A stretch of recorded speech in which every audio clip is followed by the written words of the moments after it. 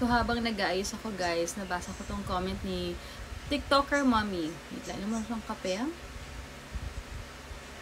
Sabi niya, be thankful always to God. He will never leave us in times of problems and trials. Actually, yes. Yung mga trials na yan guys, talagang nakalaan na yan talaga sa atin. As in, minsan yan dati ina-expect talaga, katulad nga namin, sabi ko, diba? Hindi kami, active talaga kami lahat para hindi kami maka-abala, ganyan, sabi namin, magpapaka-healthy kami lahat. Invest kami sa triathlon, sa health namin, ganyan. Hindi mo talaga masabi. Kaya wag talaga tayo magpapakampante na, healthy ako, ganyan. Oh, meron akong ganito, kaya hindi na ako ganyan, parang ganyan. Wag tayo masyado, hindi porket okay din yung sitwasyon natin, magiging kampante na din tayo. Hindi, yung natutunan ko, hindi porket feeling natin secured na tayo sa health, sa finances, everything, sa work, etc. Kasi pwede talaga siyang bawiin or tanggalin ni God anytime na gusto niya para mas ma-mold yung character natin. Kaya ngayon natutunan namin ni Daddy na just go with the flow. Hindi naman nawalan kami ng goal.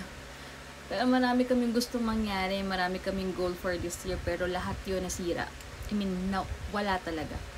Every year, nagde-date kami, nagmi-meeting kaming dalawa to prepare for the year, ganyan. But, you'll never know talaga. You'll never know what will happen talaga. Kasi nga, gusto rin sabihin ni God na kahit na anong plan nyo dyan, kung hindi pa talaga or hindi para sa inyo or hindi pa time, or I have a better plan or plans for you, parang ganon. Ganon guys. Yun yung natutunan namin. Na ngayon, go with the flow na lang kami. Ganon talaga. Natin makakontrol yung buhay, iba-iba tayong journey, iba-iba tayong purpose in life. Yun lang yung masasabi ko guys. And yun yung totoo na kahit anong ipag mangyari sa atin, nangyayari. Minsan sa mga times na hindi pa natin talaga inaasahan guys. Thank you pala sa Dagluta Lounge sa aking pa-mirror. Minsan talaga yung mga bagay na hindi mo pa talaga maaasahan, yun yung darating sa'yo. Minsan yun pa yung pinaghahandaan mo, yun pa yung magiging trial. Yun pa yung mga ibibigay na trial sa'yo guys. Yung mga ayaw mo, yung mga pinaghandaan mo. Mas binibigay sa'yo yung mga pinaghahandaan mo talaga. Don't get me wrong guys, na wala masamang mangarap, magkaroon ng goal, but kung will niya talaga yun for you, then go. But if not, you need to face it. Guys, you need to face it talaga. Wala Hindi natin talaga, minsan yung akala natin secured na tayo, okay tayo, ganto ganyan. Minsan nakakalimutan natin na nagde-depend na pala tayo sa sarili natin, na lahat, masyado na tayo nagpapaka-busy para sa sarili natin, hindi natin napapansin, nakakalimutan pala natin siya kasi nagde-depend na tayo sa mga kakayahan natin, porket binigyan niya tayo ng skills. Hindi rin ganun minsan nagiging kampante na tayo na, kaya ko yan, hindi na mawawala yan, kasi ganito, ganyan, I have this, I have all of this, I have those things, ganyan. Grabe. So, hindi mo talaga masasabi. Minsan talaga susubukin ka. Yun yung na-realize namin na ngayon, ang ginagawa namin na just go with the flow and work hard. Alam ni God yun, hindi na namin kailangan patunayan yung akala nyo porket kasi nagpo-post dito, walang ginagawa, or lang, o porket nakaayos. Ganun yung mga tao, diba? Ganun yung mga judgment nila porket may time ka pa mag-ayos. Mga hindi marunong sa time management. Masyado kang gina-judge kasi hindi nila kayang gawin. Kaya feeling nila, pa-cute-cute ka lang, pa-arte-arte, ganyan. Sabi sa inyo, madaling malinlang dito sa social media. Madali kayong malinlang talaga. Pwede nyo linlangin yung mga viewers nyo. Pero yung mga ginagawa natin behind, natin kailangan ipaalam. Let them judge you. Anyways, kasi lahat naman yan, diba? So, yun. Sabi ko lang na ang tawag dito na wala na tuloy ako, guys.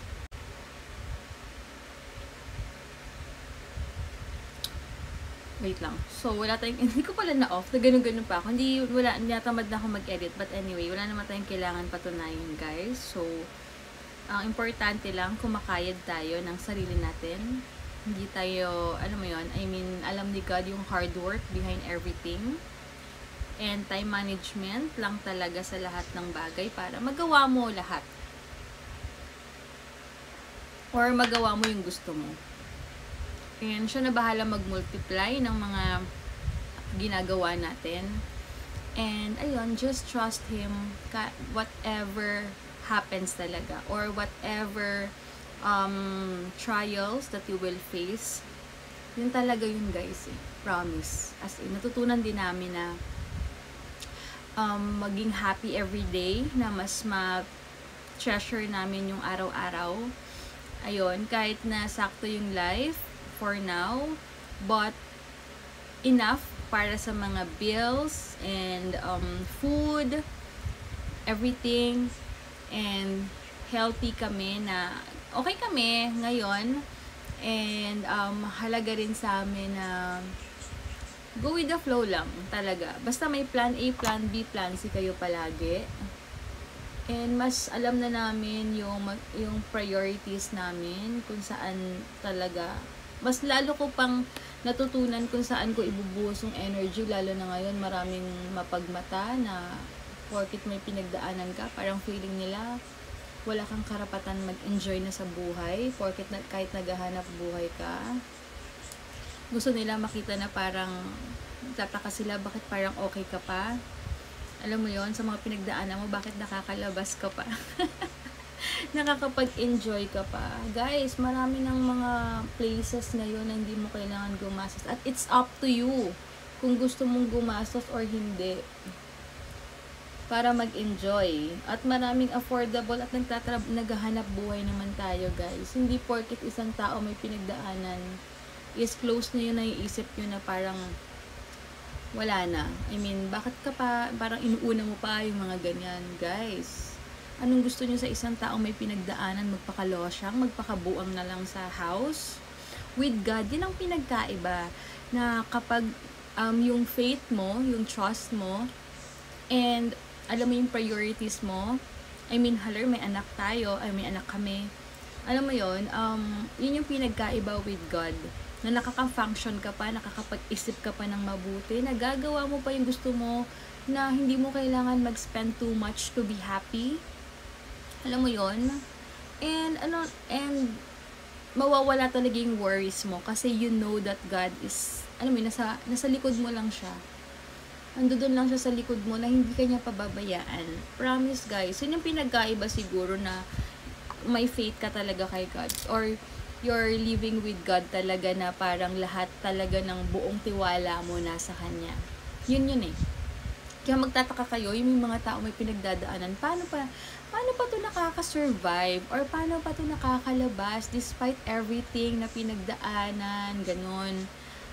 Or gusto nyo lang makita talaga yung tao na yun na bumagsak or malosyang, ganyan. Guys, it's not me, it's not us, kasi we have God talaga. Alam mo yon, talagang, with God, nothing is impossible. He provides talaga. He knows the perfect timing.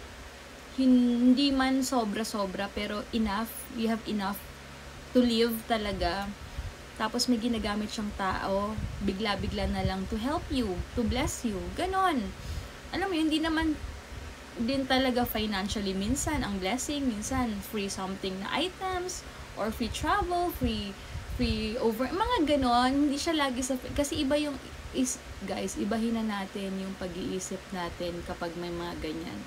Try nyo talagang bumalik kay God.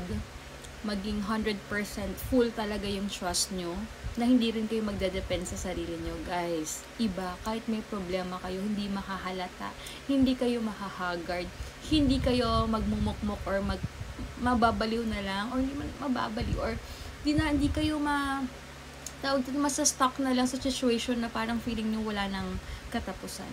Yun guys eh. So, yun lang, kaya iwasan na natin yung mga ganyan kasi yung sasabi ko nga, wag natin antayin na mangyari sa'yo para maintindihan mo yung sitwasyon ng isang tao, guys.